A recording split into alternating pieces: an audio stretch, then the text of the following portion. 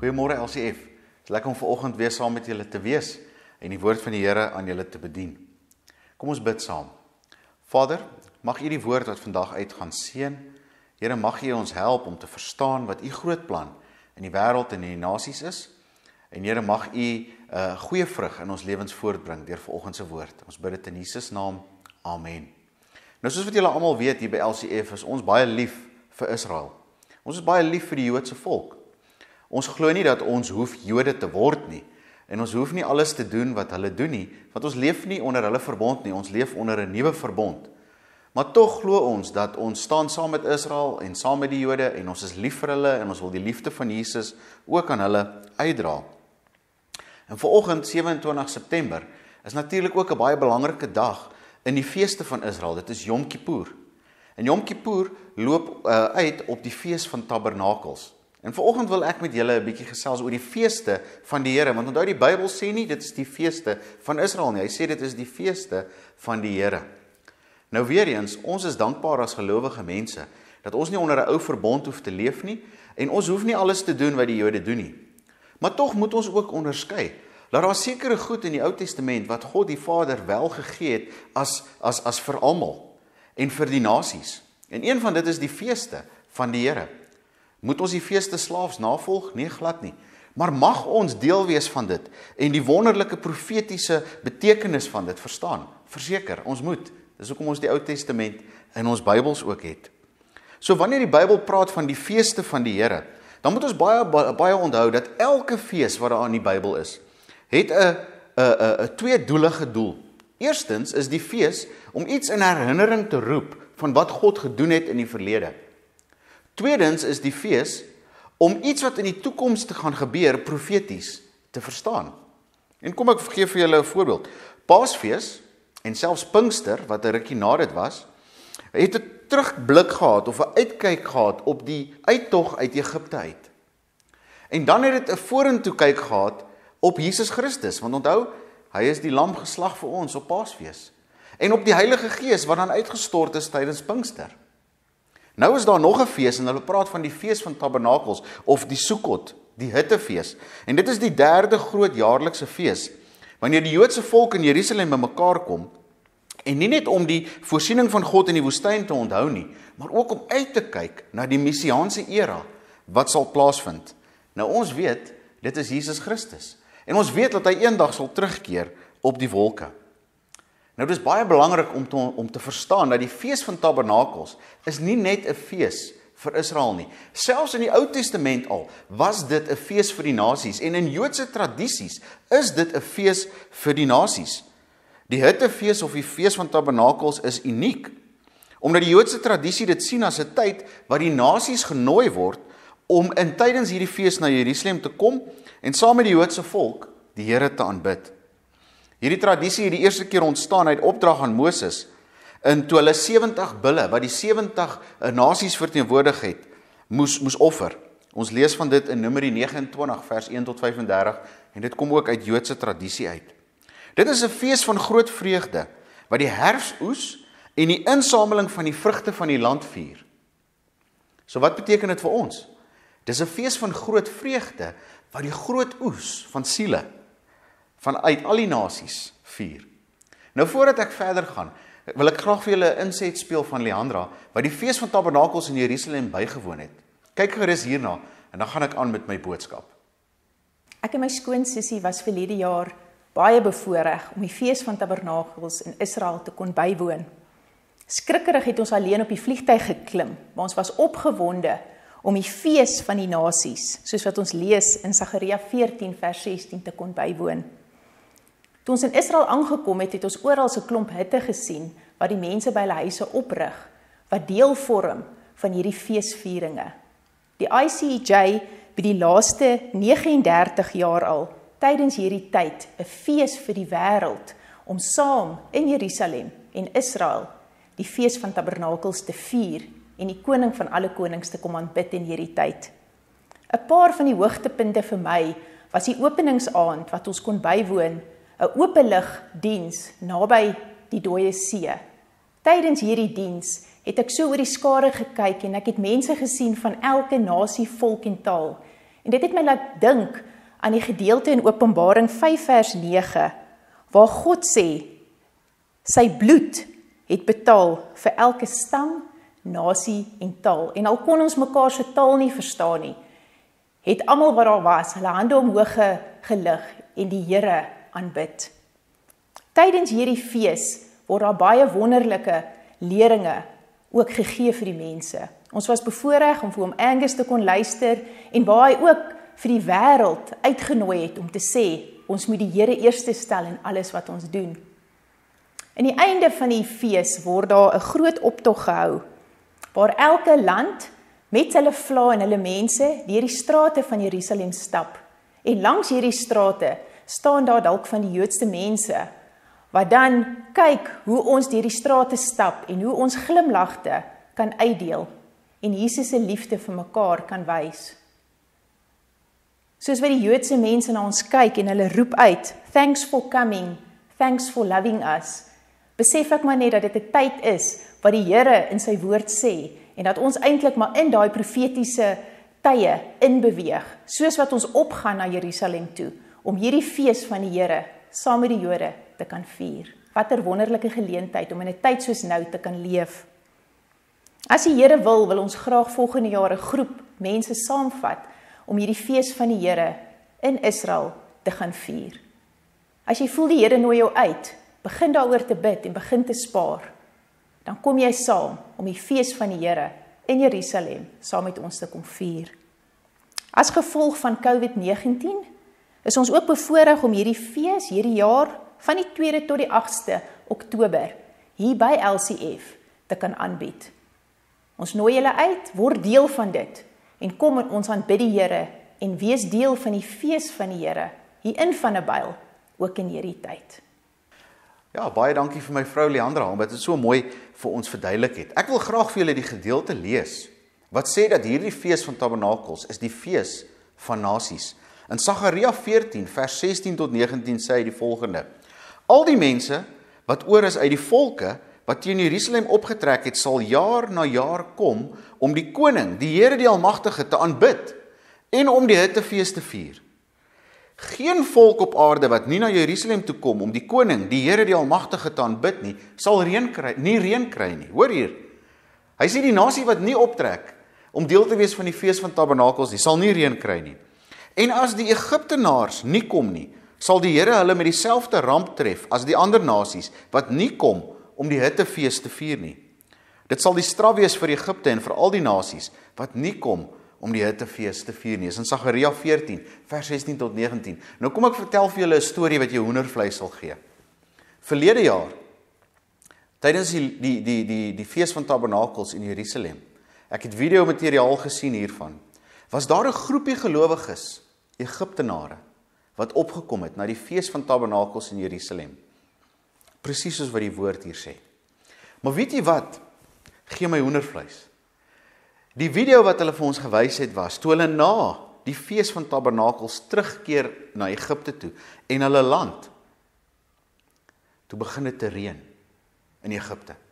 Ons het videobeeld gesien van hoe dat hulle deur die strate ry op pad na hulle huis toe, en die motor se winders is aan, om die reën van die skerms af weg te hou. Dit is ongelooflik om te sien hoe die woord van God in vandag se tyd tot vervulling kom. Nou voordat ek weer eens verder gaan, wil ek jou vra om rustig te sit en te kyk na 'n verduideliking van die feeste van die Here deur Hermana. Nou die van julle wat al saam met ons op toer in Israel was, sal weet van Magdala. En by Magdala is daar 'n dame en haar naam is Hermana, en baie van julle ken haar. En kom kyk saam met my na hierdie baie goeie verduideliking wat sy gee van die feeste van die Here. En hoe dat dit wat God gedoen het in die verlede tot herinnering roep, maar hoe daar ook profetiese boodskap ingesluit en weggesteek lê in elke fees. Kyk gerus saam.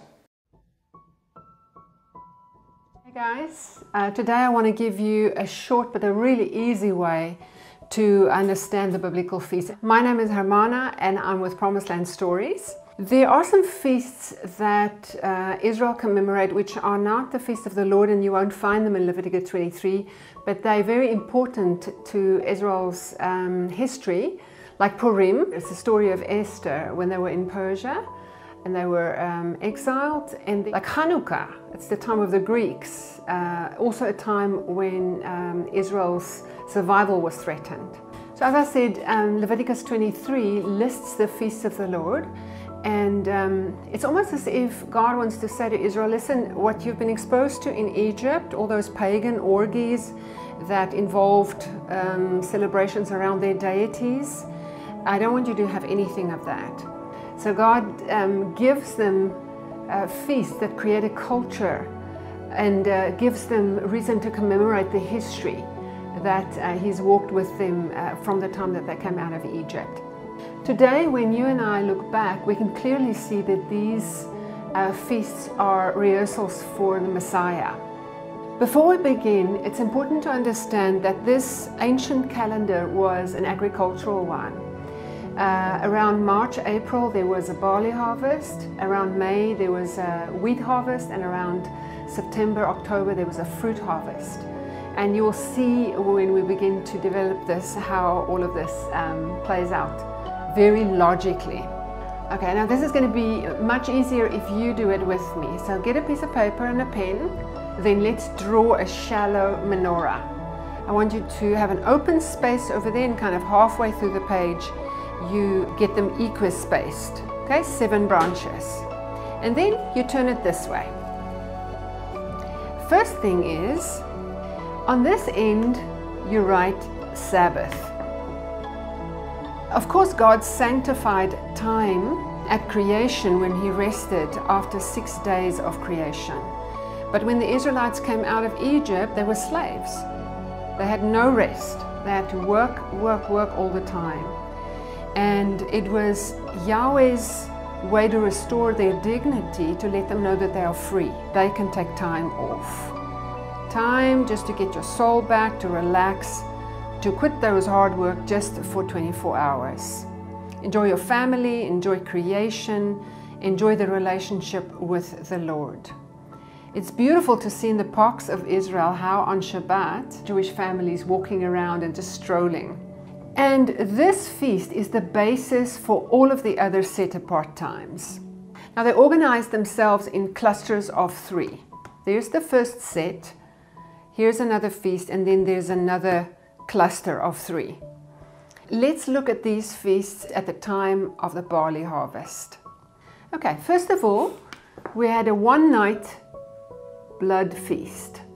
Secondly, we had a 7-day matzah feast. And thirdly, we had a 1-day barley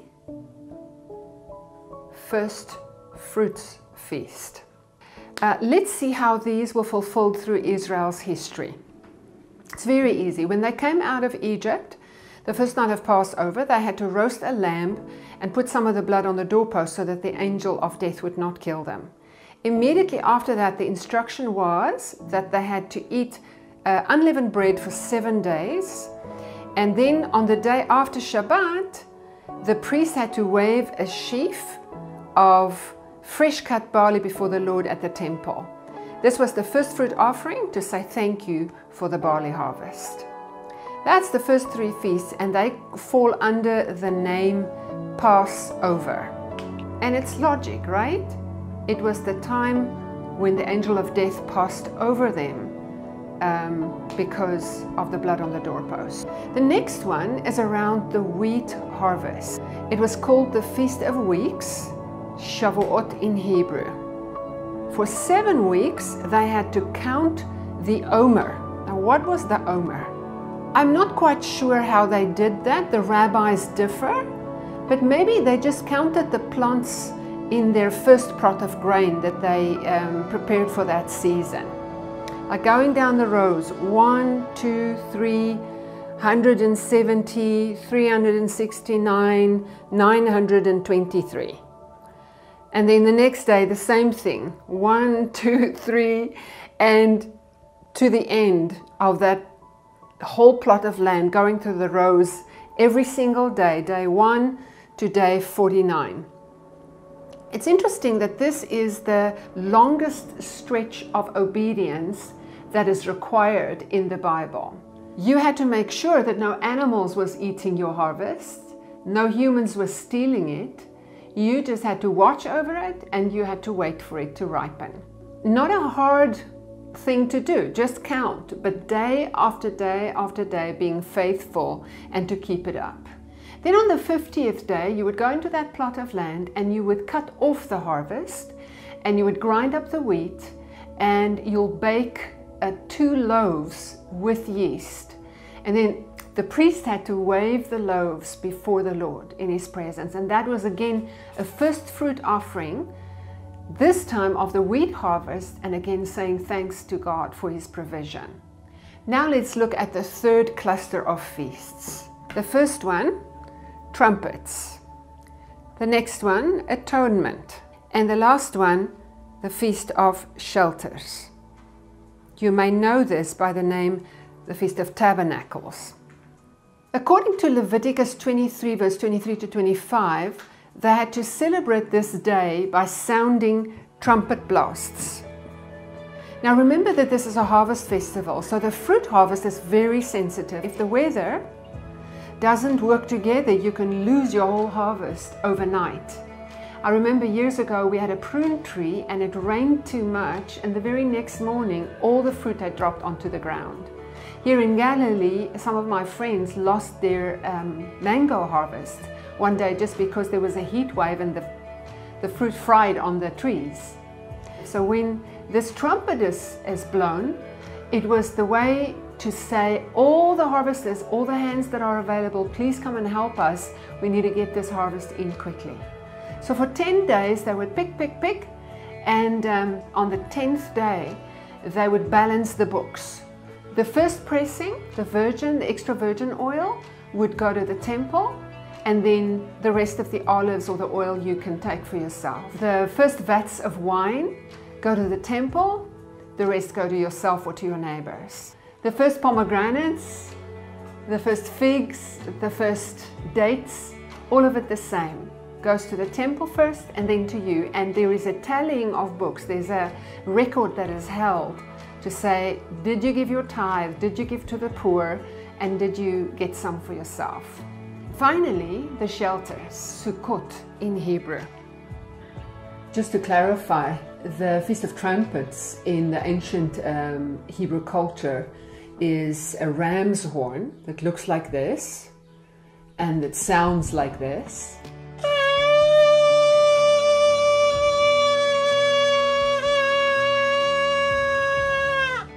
Ten days after the Feast of Trumpets and this harvest time happens, there is this Day of Atonement, which has a great solemnity about it. In the Bible it describes the only day required for the high priest to go in and sprinkle blood in the presence of the Ark of the Covenant in the Holy of Holies. It was a very dangerous situation because if he didn't follow the prescriptions he could actually die. So it's that thought of coming to a place of judgment and giving an account of the whole year that is carried in this day. This one, atonement, is called Yom Kippur. God instructed the Israelites to stay in shelters for 1 week long in the 7th month. And the purpose was that they could commemorate the time when he took care of them in the desert. Now the word sukkah just means a flimsy shelter, and it's so fun to see here in Israel how immediately after Yom Kippur the children go and gather palm branches which the municipality had pruned for them, and then they will drag these palm branches up the stairs and they would put it on their balconies and make the shelter that they would either sleep or eat in for the rest of the week. You'll also see along the streets that the restaurants have temporary shelters that they put up so that people who want to keep this commandment can just sit and eat there. And when all the harvesters finished picking, and they would just sit together and have a big feast and enjoy. So let's end off with the prophetic meaning of these feasts. First of all, the Shabbat is very easy to understand. In Hebrews 4, it speaks about Christ being our Sabbath rest. and that when he finished all the work that had to be done, he sat down. So you and I, on the Sabbath, can also rest from our physical work, but also there is no spiritual work. There's no deeds of righteousness that need to be done in order for you to qualify for a relationship with God or for heaven. It has all been completed by Christ. Next thing, we as Christians believe that the blood feast was fulfilled when the Lamb of God, Yeshua the Messiah, was crucified. Then the Matzah feast stands for his sinless life. The barley harvest first fruits, which happen on the first day of the week, commemorates his resurrection. And as you can see, these are all fulfilled by Christ himself. Then Shavuot, in your and my church language, would be Pentecost. 40 days after Yeshua's death, he went to heaven, he ascended into heaven, but he gave an instruction that they had to wait for the fulfillment of the Father's promise. And they waited for 10 more days. And then we read that in Acts 2 that on that day, when the fullness of Shavuot was fulfilled, there was a great wind, a shaking, and fire came on the heads of people, and the Holy Spirit was poured out in a powerful way. We as Christians believe that the last 3 feasts foreshadow the fulfillment of Yeshua's second coming. For example, we believe that the trumpets will sound and announce that he's on his way, that there will be a day of reckoning, a day of judgment, and then there will be a time of wedding celebration. You know, nowadays when Jewish people get married, they do so under a chuppah, which is like a shelter. And this foreshadows for us as Christians the wedding feast of the Lamb, when the harvest will be brought in and there will just be a wonderful eternal shelter in the presence of God. Baie dankie aan Hermana vir hierdie goeie video uitbeelding wat sy gegee het en vir ons almal te help om dit baie duideliker te verstaan hoe die feeste in mekaar steek. Nou wat is die doel van die fees van Tabernakels en hoekom praat ek as 'n Christen oor 'n fees wat in Israel gevier word? Kom ek verduidelik vir julle vandag. In die eerste plek, die fees van Tabernakels se doel is die verlede om te onthou van God se voorsiening. Die mees sigbare simbool van die fees van Tabernakels of Sukkot, soos wat dit bekend staan, is die klein hutte waarbinne die Israeliete beveel is om gedurende hierdie 8 dae van die fees te woon. God het dit vir hulle beveel in Levitikus 23. En selfs vandag, Joodse families reg oor Israel, hulle bou hierdie hutte. Selfs restaurante doen dit, dan kan mense daar binne gaan sit en eet. En hoekom doen hulle dit? Want dit dien vir hulle as 'n herinnering dat hulle vroeër vir 40 jaar in die woestyn rondgeswerf het in tydelike strukture. Dit was 'n harde omgewing waar hulle absoluut net afhanklik was vir die Here vir wat hulle nodig gehad het. En hy was getrou om vir hulle te sorg. Bedags in 'n wolkkolom, snags in die vuurkolom. Hy was hulle skild en hulle beskerming. Hy het vir hulle voedsel en drank gegee en hy het vir hulle gesorg. En dit is waar die fees van Tabernakels hulle aan herinner. Vir ons as gelowiges, ons was ook in Egipte. Ons sondige lewens en die grootheid van God se verlossing deur Jesus Christus wat hy vir ons voorsien het, kan ons tot herinnering roep in hierdie fees. Ons kan ook dink hoe dat ons in hitte in die woestyn moes bly, in ons vorige sondige lewens, en hoe dat Jesus Christus gekom het en vir ons kom help het sodat ons tot 'n beter lewe kan kom. Hy het as seun 'n offer vir ons bevryding voorsien. En hy hou aan om ons getrou te versorg en vir ons te voorsien terwyl ons op hom vertrou. Wat is die tweede doel van die fees van Tabernakels? Hoekom vier ons dit en hoekom praat ons dit? Is die Here. Ons vier vandag God se teenwoordigheid. Ons weet dat sy naam is Jehovah Jireh, die een wat voorsien. En hy het vir sy volk voorsien in die woestyn en hy het ook vir ons as Christene rede gegee om fees te vier. Net soos wat Sukkot of die fees van Tabernakels die insameling van die fisiese oes ook vier ons ook die oes van siele wat in die koninkryk van God gebring sal word. Weet jy dat Jesus self het ook die Hittefees gevier? As ons gaan lees in Johannes 7 vers 37 tot 38, dan staan dit, op die laaste dag, die groot dag van die fees, het hy in die tempelhof gestaan en uitgeroep, as iemand dors het, laat hom na my toe kom en drink. Hy wat in my glo, soos die skrif sê, strome van lewende water sal uit sy hart vloei. Jy sien, ons vier tydens hierdie fees die teenwoordigheid van Jesus Christus deur sy Heilige Gees in ons lewens. En soos Leandra gesê het, as hulle deur die strate van Jerusalem mars, dan kyk die Joodse mense in en hulle sê, dankie dat julle vir ons lief is. En hulle sien in ons lewens iets waarna hulle smag. En mag ons vir hulle bid dat hulle Jesus Christus as hulle Messias ook sal ontdek en dat hulle ook gered kan word. Want jy weet, die Bybel sê vir ons dat die einde sal eers kom wanneer die Jode na Jesus toe draai. Wanneer die evangelie van Jesus Christus in elke nasie verkondig is en mense hom aanvaar. En wanneer hulle inkom uit elke nasie en ook die Jode, dan eers sal die einde aanbreek. Kom ons bid vir hulle. Kom ons vra dat Vader se teenwoordigheid so duidelik sigbaar sal wees, dat hulle Jesus as verlosser sal aanneem. Die derde gedagte wat ek by julle wil los, is die toekoms. Wat beteken die Loofhuttefees, die fees van Tabernakel? Dit is, kom ons betree die vreugde van die Here.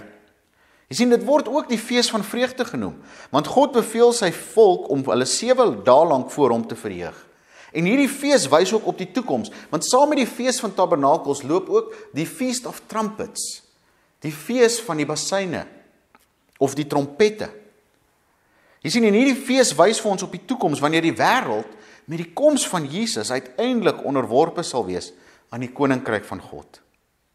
Oorlog sal iets van die verlede wees, en die Here sal regeer met geregtigheid en met vrede vanaf sy troon in Jerusalem. Jy sien, wanneer die trompet blaas, die fees van trompette, en Jesus terugkeer, sal ons na die bruilof van die Lam met vreugde gaan. En in ewige vreugde sal ons daar saam met hom leef. Ons weet nie wanneer dit sal gebeur nie. Maar jy sien, hierdie fees gee vir ons 'n profetiese blik. Dit gee vir ons 'n toekomsafwagting dat Jesus kom weer terug. En daar sal vreugde wees by die bruilof van die Lam. Jy sien, wanneer Christene na Jerusalem kom om die Hittefees te vier, dan herinner dit ons aan die tyd van die Messias. En daar is 'n tasbare verwagting op sy wederkoms, dat hy weer sal terugkom. Dit is 'n kragtige prentjie wat die tye voorspel en die profete het hieroor geskryf. 'n Joodse rabbi met die naam van Rabbi Shlomo Riskin. Hy is die opperrabbi van Efrat. Hoor wat het hy gesê tydens die vorige feesviering? Hy sê, as ek na die duisende Christene uit die nasies na Jerusalem sien optrek om die Tabernakelfees te vier, dan kan ek die voetstappe van die Messias hoor. Dis 'n Joodse rabbi wat dit sê. Hy sê, dan kan ek die voetstappe van die Messias hoor. Wanneer die Christene optrek. Jy sien, daar is iets daarin om ons liefde vir hulle te gaan bewys. Nou ten slotte wil ek vir julle noem dat die ICEJ, die International Christian Embassy in Jerusalem, het sedert 1980 'n fees van tabernakels in Jerusalem aangebied.